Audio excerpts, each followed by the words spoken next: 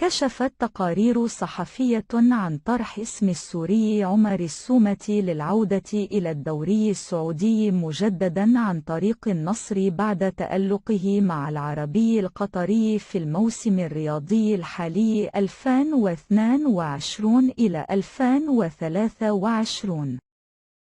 يذكر أن السومة منذ انضمامه إلى العربي في صيف 2022 على سبيل الإعارة لمدة عام من نادي أهلي جدة الذي يرتبط معه بعقد لغاية 2024،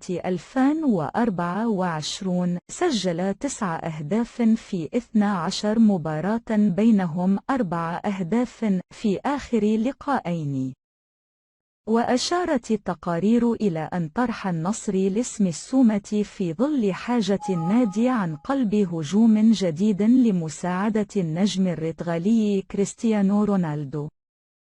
وأضافت: إذا أراد النصر التعاقد مع عمر السومة سيكون عليه معادلة عرض نادي العربي والذي يقدر ب5 ملايين يورو، أي ما يقارب 20 مليون ريال سعودي.